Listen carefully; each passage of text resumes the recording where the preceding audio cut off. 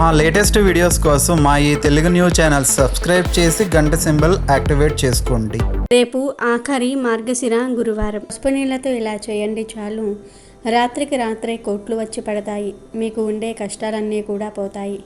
రాత్రికి రాత్రే మీ జాతకం మారిపోతుంది. గురువారం రోజు పసుపు నీళ్లతో ఇలా చేస్తే మీ సుడి తిరిగి పట్టిందల్లా బంగారం అవుతుంది. మీ ఇంట్లోకి ధనం వస్తూనే ఉంటుంది.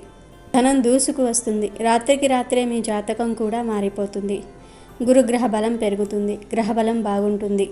కాబట్టి అందరూ కూడా ఈ గురువారం పూట పసుపు నీళ్లతో ఈ పరిహారం చేయండి. పసుపును నీటిలో కలిపితే పసుపు నీళ్లు రెడీ అయిపోతాయి. ఆ పసుపు నీళ్లతో ఈ పరిహారం చేసుకుంటే ఆర్థిక సమస్యలు పోతాయి. ధన సమస్యలు పోతాయి. మీరు కోరినంత ధనం వస్తుంది. లక్ష్మీదేవి అనుగ్రహంతో సకల ఐశ్వర్యాలు సిద్ధిస్తాయి. ఎందుకంటే పసుపు అనేది పరమ పవిత్రమైనది, శుద్ధి కలిగినది, శుభాలను కలిగిస్తుంది. అంతేకాదు పసుపుకు మన కష్టాలను తొలగించే అద్భుత శక్తులు కూడా ఉంటాయి. మన జీవితాన్ని మార్చేసే విపరీత శక్తులు ఉన్నాయి. పసుపు అంటే లక్ష్మీదేవికి ఎంతో ఇష్టం. పసుపుతో ఎటువంటి పరిహారాలు చేసినా 100కు 100% ఫలితాలు వస్తాయని పరిహార శాస్త్రం చెప్తుంది. అటువంటి పసుపును నీటిలో కలిపి మిక్స్ చేసి పసుపు నీళ్లు సిద్ధం చేసుకొని ఆ పసుపు నీటితో ఈ గురువారం రోజు రాత్రి సమయంలో ఒక పరిహారం చేస్తే చాలు. తెల్లవారేసరికి మీ జీవితం అద్భుతంగా మారిపోతుంది. మీకు ఉండే కష్టాలన్నీ కూడా పోతాయి. లక్ష్మీదేవి అనుగ్రహంతో కావలసినంత ధనం వస్తుందని పెద్దలు చెప్తూ ఉన్నారు. మరి ఇంతకీ ఈ గురువారం రోజు రాత్రి 8 గంటలకు పసుపు నీళ్లతో ఏం చేయాలి అనే విషయాన్ని ఇప్పుడు మనం ఈ వీడియోలో వివరంగా తెలుసుకుందాము. ముందైతే ఒక పవిత్ర కథను విందాం. ఫ్రెండ్స్, ఫస్ట్ అయితే ఓం శ్రీ మహాలక్ష్మీదేవియే నమః అని ఒక చిన్న కామెంట్ చేయండి. అలాగే ఈ వీడియోకి ఒక లైక్ కొట్టి మా ఛానల్ని సబ్స్క్రైబ్ చేసుకోవడం మర్చిపోవద్దు. పూర్వం కళింగ దేశమందు ఒక బ్రాహ్మణుడు ఉండేవాడు. అతనికి సుశీల అను ఒక కుమార్తె ఉండేది. ఆమెకు చిన్నతనంలోనే తల్లి చనిపోయినందున తన తండ్రి 2వ వివాహం చేసుకున్నాడు. తన పినతల్లి పిల్లలను ఎత్తుకోమని చెప్పుచు కొంచెం బెల్లం ముక్క ఇచ్చేది సుశీలకు. ఆ సుశీల సవితి పిల్లలను ఆడించుచు ఇంటి వద్ద సవితి తల్లి అయినటువంటి ఆ మారుటమ్మ మార్గశిర లక్ష్మీ పూజ చేయుట చూసి ఆమె కూడా మట్టితో మహాలక్ష్మిని తయారు చేసి జిల్లేడు పూలతోనూ ఆకులతోనూ పూజ చేసి ఆడుకోమని ఇచ్చిన బెల్లం ముక్కను నైవేద్యంగా పెడుతూ ఉండేది సుశీల. ఇలా కొన్నాళ్లకు సుశీల పెద్దదయ్యింది. సుశీలకు వివాహమయ్యింది. అత్తగారింటికి పోవుచు తాను తయారు చేసుకున్న లక్ష్మీదేవి మట్టి బొమ్మను కూడా తీసుకుని వెళ్ళిపోయింది సుశీల. దానితో లక్ష్మి కూడా సుశీలతోనే వెళ్ళిపోయింది. ఇలా వెళ్ళిన వెంటనే కన్నవారు నిరుపేదలు అయిపోయారు. సుశీల ఇంట మాత్రం మహదైశ్వర్యం అనుభవిస్తూ ఉన్నారు. పుట్టింటి వారు కటిక దరిద్రులు అయిన సంగతి తెలుసుకుని సుశీల చాలా బాధపడుతుంది. తల్లి దరిద్రమును భరించలేక కొడుకును పిలిచి, నాయనా, నీ అక్క ఇంటికి వెళ్ళి ఏమైనా డబ్బు తీసుకురమని చెప్పి పంపిస్తుంది. సుశీల ఇంటికి తమ్ముడు వెళ్ళి వారి దరిద్రం గురించి చెప్పాడు. పుట్టింటి వారి దరిద్రమును తెలుసుకున్న సుశీల ఒక కర్రను తొలిపించి దాని నిండుగా వరహాలు పోసి అతనికి ఇచ్చింది. ఆ చిన్నవాడు కర్రను పట్టుకుని వెళ్తూ ఉండగా దారిలో కర్ర వదిలి వెళ్ళిపోయాడు. ఆ కర్ర ఎవరో తీసుకుని వెళ్ళిపోయారు. ఇంటికి వెళ్ళిన కొడుకును తల్లి, ఏమీ తెచ్చావు నాయనా అని అడుగగా ఏమీ తేలేదు అని చెప్పాను. మన దరిద్రం ఇంతే అని అనుకున్నారు. కొంతకాలం తరువాత సుశీల తమ్ముని పరిస్థితిని అడిగి తెలుసుకున్నది. వారి దరిద్రంలో ఎటువంటి మార్పు రాలేదని తెలిసి ఒక చెప్పులు జత తెప్పించి వాటిల్లో వరహాలు పోసి కుట్టించి వాటికి గుడ్డ చుట్టి తమ్మునికి ఇచ్చి అది తీసుకుని వెళ్ళి తండ్రికి ఇమ్మని చెప్పింది. సరే అని ఆ పిల్లవాడు చెప్పులను మూటలో కట్టి తీసుకుని వెళ్తూ ఉన్నాడు. మార్గ మధ్యలో దాహం వేసి ఒక చెరువు గట్టున మూటను పెట్టి నీరు త్రాగి వచ్చేసరికి వాటిని ఎవరో తీసుకుని పోయారు. జరిగిన విషయం తల్లికి చెప్పాడు పిల్లవాడు. తల్లి జరిగినది తెలుసుకుని దరిద్రం మనకు ఇలా ఎందుకు ప్రాప్తి చెందుతుందో అని బాధపడెను. మళ్ళీ కొన్నాళ్లకు కొడుకును పంపుతూ ఈసారి అయినా సరే అక్క ఇచ్చినవి జాగ్రత్తగా తీసుకురమని చెప్పాను. తర్వాత తమ్ముడు సుశీల దగ్గరకు వెళ్ళి అక్కకు పరిస్థితి ఇది వరకులానే ఉంది అని చెప్పాను. అప్పుడు సుశీల ఒక గుమ్మడి పండు తెప్పించి దాని నిండుగా వరహాలు నింపి ఆ పండు అమ్మకు ఇమ్మని చెప్పి ఇచ్చింది. సరే అని తీసుకొస్తూ ఆ పిల్లవాడు సాయ సమయంలో ఒక చెరువు వద్దకు వచ్చి గుమ్మడి పండును గట్టు మీద పెట్టి సాయం సంధ్యా వందనం చేస్తూ ఉన్నాడు. ఇంతలో ఒక బాటసారి వచ్చి పండు బాగున్నదని తీసుకుని పోయాడు. ఆ కుర్రాడు గట్టు మీదకొచ్చి పండు వెతకగా పండు లేదు. ఏమీ చేసేది లేక ఇంటికి వెళ్ళాడు. తల్లి ఏమి తెచ్చితివి అని అడుగగా జరిగింది చెప్పెను. తల్లి విచారించింది. కొన్నాళ్లకు తల్లి పిల్లలను ఇంటి దగ్గర ఉంచి తానే కూతురు దగ్గరకు వెళ్ళింది. తల్లిని చూసి సుశీల వారి దరిద్రం తెలుసుకొని చింతించి మార్గశిర లక్ష్మీవారం రాబోతూ ఉంది. ఆ మార్గశిర లక్ష్మీవార నోము నోస్తే ఐశ్వర్యం వచ్చునని చెప్పెను. మార్గశిర లక్ష్మీవారం రానే వచ్చింది. అప్పుడు సుశీల అమ్మతో, అమ్మా, ఈరోజు మార్గశిర లక్ష్మీవారం, నోటిలో ఏమీ వేసుకోకు, మనం వ్రతం చేసుకుందాం అని చెప్పెను. దానికి ఆ తల్లి కూడా అలానే, నేను ఏమైనా చిన్నపిల్లనా, ఎందుకు తింటాను అని చెప్పి పిల్లలకు చద్ది అన్నం కలుపుతూ నోట్లో ఒక ముద్ద వేసుకుంది. తర్వాత కూతురు వచ్చి, అమ్మ స్నానం చేయి, వ్రతం చేసుకుందాం అన్నది. అప్పుడు తల్లి జరిగింది చెప్పింది. దాంతో ఆ వారం కూతురు మాత్రమే మార్గశిర లక్ష్మీవార వ్రతం చేసుకుంది. ఆ తర్వాత రెండవ మార్గశిర లక్ష్మీవారం వచ్చింది. అప్పుడు కూతురు తల్లితో, అమ్మ రెండవ వారం వ్రతం చేసుకుందాం అన్నది. తల్లి కూడా సరే అంది. కానీ పిల్లలకు తలకు నూనె రాస్తూ తాను కూడా రాసుకుంది తల్లి. మార్గశిర లక్ష్మీవార వ్రతం చేసేవారు తలకు నూనె రాసుకోకూడదు అనేది నియమం. దానితో తల్లికి ఆ వారం కూడా వ్రతం వీలు కాలేదు. మరుసటి వారం అనగా తర్వాతి మార్గశిర లక్ష్మీవారం రోజు సుశీల అమ్మతో, అమ్మ ఈ వారమైనా సరే జాగ్రత్తగా ఉండమని చెప్పింది. సరే అంది తల్లి. కానీ పిల్లలకు తల దువ్వుతూ తాను దువ్వుకుంది. మార్గశిర లక్ష్మీవార వ్రతం చేసేవారు తల దువ్వుకోకూడదు అనేది నియమం. కాబట్టి ఆ వారం కూడా తల్లికి వ్రతం చేయటం కుదరలేదు. కూతురు మాత్రమే చేసుకుంది. 4వ మార్గశిర లక్ష్మీవారం వచ్చింది. అప్పుడు సుశీల ఈసారైనా జాగ్రత్తగా ఉండమని తల్లికి చెప్పి తల్లి ఏ పని చేయకుండా ఉండడానికి ఒక గోతిలో కూర్చోబెట్టింది. పని అయిన తర్వాత అమ్మని తీసుకుని వచ్చి స్నానం చేసి పూజ చేసుకుందాం అని పిలువగా తల్లి, పిల్లలు అరటిపండు తిని నేను కూర్చున్న చోట అరటి తోలు వేశారు. నేను ఏమీ తోచక అది తిన్నా అని చెప్పింది. అయ్యో అని తలచి కూతురు పూజ చేసుకుంది. 5వ వారం మార్గశిర లక్ష్మీవారం ఆఖరి వారం వచ్చింది. అప్పుడు సుశీల తల్లిని తన కొంగుకు కట్టుకొని పని పూర్తి చేసుకొని తల్లితో స్నానం చేయించి వ్రతం చేయించుకుంది. పూర్ణాలు కుడుములు తల్లితో నైవేద్యం పెట్టించింది. కానీ మహాలక్ష్మి సుశీల పెట్టిన పూర్ణము కుడుములు స్వీకరించింది. తల్లి పెట్టిన పూర్ణం కుడుములు స్వీకరించక దూరంగా వెళ్ళిపోయింది.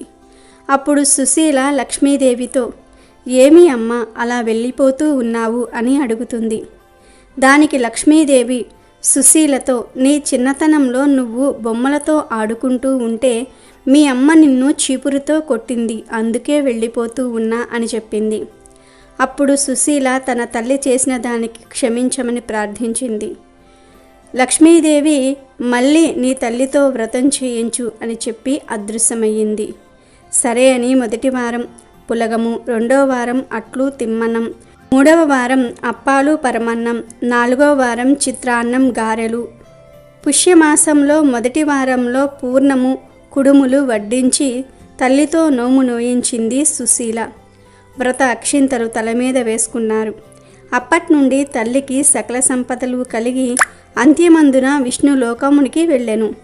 కాబట్టి ఆ లక్ష్మీదేవిని భక్తితో ఆరాధించిన వారికి ఆలస్యమైన సంపదలు తప్పక లభిస్తాయి. ఇక వీడియోలోకి వస్తే, ఎవరైతే ధన సమస్యలతో బాధపడుతూ ఉంటారో, ధన సంపాదన పెరగాలని కోరుకుంటూ ఉంటారో, ధనం బాగా కలిసి రావాలని అనుకుంటూ ఉంటారో వారు చక్కగా గురువారం రోజు రాత్రి ఎగ్జాక్ట్గా 8 గంటలు ఒక గ్లాసును తీసుకోండి. అంటే గాజు గ్లాసు కానీ స్టీల్ గ్లాసు కానీ తీసుకొని దానిలో స్వచ్ఛమైన నీటిని పోయండి. ఆ నీటిలో 1 టీ స్పూన్ పసుపు వేసి మిక్స్ చేయండి. అలా మిక్స్ చేస్తే పసుపు నీళ్ళు రెడీ అయిపోతాయి కదా. ఈ పసుపు నీటిలో చిన్న దాల్చిన చెక్క ముక్కను తీసుకొని పొడిలాగా చేసి ఆ పొడిని కూడా వేయండి. ఎందుకంటే ఈ దాల్చిన చెక్క ధన సమస్యలను తొలగించడానికి బాగా ఉపయోగపడుతుంది. దాల్చిన చెక్క ఐశ్వర్యాన్ని ఆకర్షిస్తుంది, చెడును తీసేస్తుంది, సమస్యలను తొలగించేస్తుంది. కనుక దాల్చిన చెక్క పొడిని వేయండి. ఆ తర్వాత ఈ పసుపు నీళ్ళతోనే స్పూన్ అంతా గల్లుప్పు కూడా వేయండి. గల్లుప్పు గురించి ప్రత్యేకంగా చెప్పవలసిన అవసరం లేదు. గల్లుప్పు అంటే లక్ష్మీదేవికి ఎంతో ఇష్టం. ఉప్పు ధనాన్ని తెచ్చిపెడుతుంది. కోరినంత ధనం ఇచ్చే శక్తి ఉప్పుకు ఉంటుంది కనుక ఉప్పును నీటిలో వేయండి. చివర్లో ఒక బిర్యానీ ఆకును కూడా తీసుకొని ఆ ఆకును ముక్కలుగా చేసేసి నీటిలో వేసేయండి. ఒకవేళ మీ దగ్గర బిర్యానీ ఆకు లేకపోతే ఒక 2 తులసి ఆకులను పసుపు నీళ్ళలో వేయండి. తర్వాత ఈ పసుపు నీటిని మీ కుడి చేత్తో పట్టుకొని మీ ఇల్లంతా ఒక్కసారి తిరగండి. బాత్రూమ్ తప్పించి అన్ని గదుల్లో తిరిగేసి ఆఖర్లో ఈ గ్లాసును తీసుకుని వెళ్ళి కిచెన్లో ఏదైనా ఒక మూలన పెట్టి వదిలివేయండి. అంటే ఎవరికీ కనబడకుండా ఉండే విధంగా పెట్టి వదిలివేయండి. ఈ పరిహారాన్ని అంతటినీ రాత్రి 8 గంటలకు చేయాలి. ఇలా పెట్టిన గ్లాసును రాత్రంతా అక్కడే వదిలేసి మళ్ళీ మరునాడు ఉదయం మీరు నిద్రలేచిన తర్వాత ఆ గ్లాసును తీసేసి ఈ నీటిని తీసుకుని వెళ్ళి వేప చెట్టు మొదట్లో కానీ అరటి చెట్టు మొదట్లో కానీ పోసేయండి. ఈ చెట్టు లేకపోతే ప్రవహించే నీటిలో అయినా సరే పోయవచ్చు. ఇలా ఈ చిన్న పరిహారం చేసుకుంటే మీ ఇంట్లో ఉన్న దరిద్రమంతా కూడా పోతుంది. లక్ష్మీదేవి అనుగ్రహం కలుగుతుంది. మీ జాతకం కూడా మారిపోతుంది. ఈ పరిహారంతో అద్భుతాలను మీరు చూడగలుగుతారు. అద్భుతాలను మీరు చూసేసి ఆశ్చర్యపోగలుగుతారు. కాబట్టి ఈ విధంగా ఆచరించుకోండి. ఆచరించేసి ఫలితం పొందండి. మీ యొక్క జీవితాన్ని మార్చుకోండి. నమ్మకంతో ప్రయత్నం చేసి ఫలితాన్ని పొందండి. అంతేకాదు ఈ పసుపు నీళ్ళ పరిహారంతో మనం పట్టిందల్లా కూడా బంగారంలాగా మారుతుంది. మన జీవితం మారిపోతుంది. జాతకం మారిపోతుంది. మనకు అదృష్టం కలుగుతుంది. ఐశ్వర్యం అనేది కూడా కలిసి వస్తుంది. ఒక రాత్రిలోనే ఫలితం పొందుతారు. ఒక్క రాత్రిలోనే మీ సుడి తిరిగిపోతుంది. ఈ పరిహారం చేసిన వెంటనే మీకు ఏదో భారం తగ్గిపోయినట్లుగా, ఎంతో మంచిగా ఉన్నట్టు, కొంచెం బెటర్గా ఉన్నట్టు, మీకు కొంచెం గుబులు అనేది తగ్గినట్టు ఇలాంటి సిమ్టమ్స్ వెంటనే ఒక్క రాత్రిలోనే తెలిసిపోతూ ఉంటాయి. ఒక్క రాత్రిలోనే మీకు అర్థమైపోతుంది. కొంచెం భయం తగ్గుతుంది. కొంచెం మనం బాగుండడానికి అవకాశం ఉంటుంది. ఏదో ఒక విధంగా ధనం అనేది కలిసి వస్తుంది. చాలా చాలా చక్కగా ఉపయోగపడే పరిహారం కాబట్టి ఈ విధంగా ఆచరించేసి మీరు తప్పకుండా ఫలితం పొందండి. మీ యొక్క జీవితాన్ని మార్చుకోండి. మీ జీవితంలో ఉండే ధన సమస్యలను తీర్చేసుకోండి. మార్గశిర గురువారం. లక్ష్మీదేవి ఫోటో వెనుక ఈ ఆకును పెడితే చాలు ధనం వరదలాగా వచ్చి పడుతుంది. కష్టాలు పోతాయి, సమస్యలు పోతాయి, లక్ష్మీదేవి అనుగ్రహం కలుగుతుంది. మార్గశిర మాసం అంటేనే సాక్షాత్తు శ్రీ మహావిష్ణువు స్వరూపం.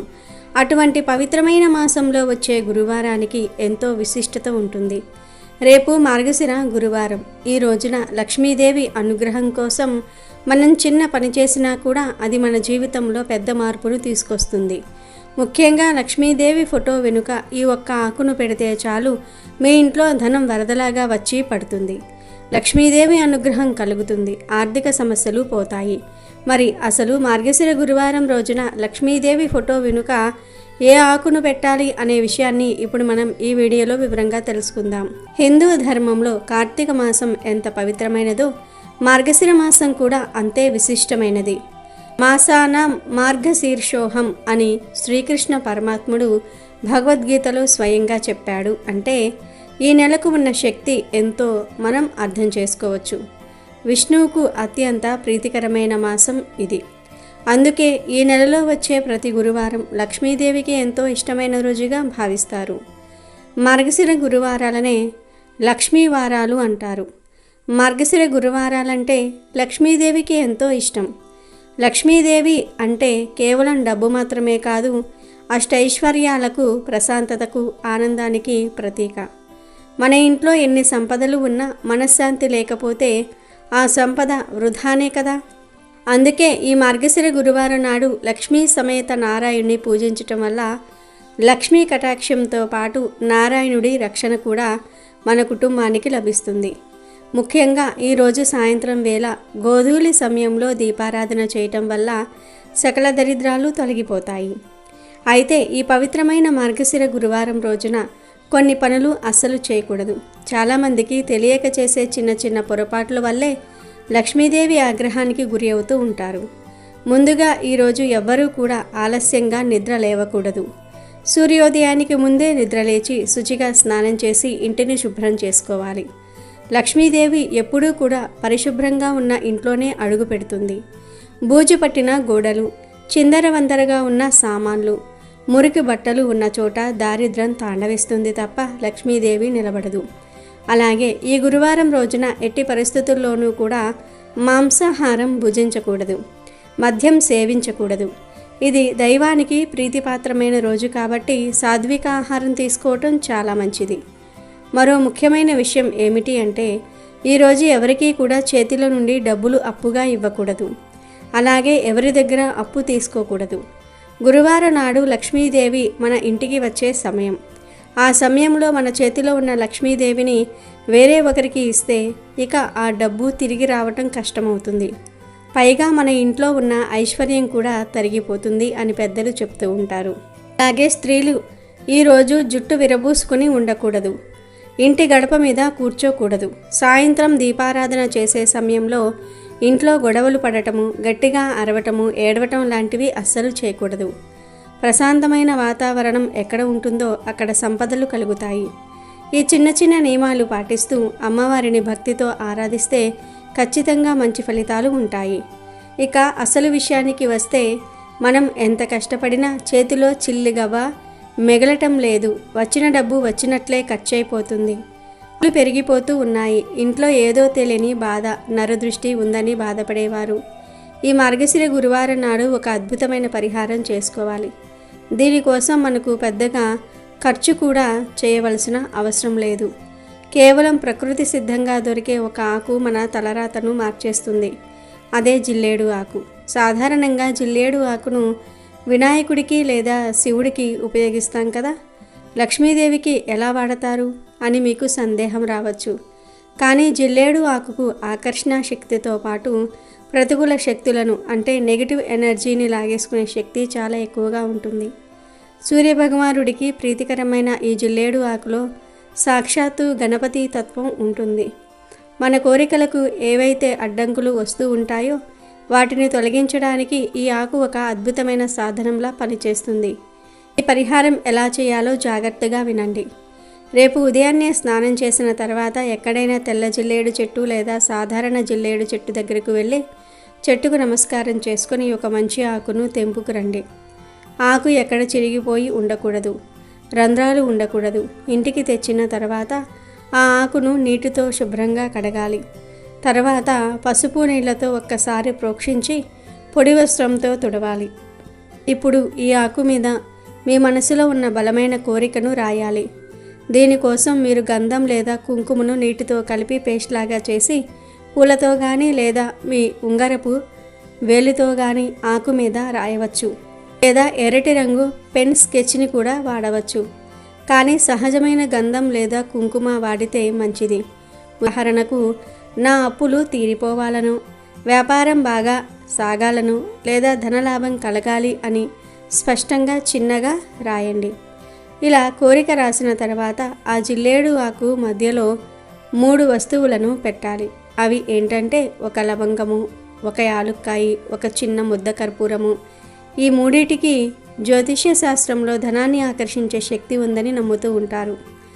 లవంగం ప్రతికూల శక్తులను నాశనం చేస్తుంది. యాలుకలు లక్ష్మీదేవికి అత్యంత ఇష్టమైన సుగంధ ద్రవ్యం. ఇది శుక్రగ్రహ అనుగ్రహాన్ని ఇస్తుంది. శుక్రుడు బలంగా ఉంటేనే మనకు లగ్జరీ లైఫ్, డబ్బు, భోగభాగ్యాలు కలుగుతాయి.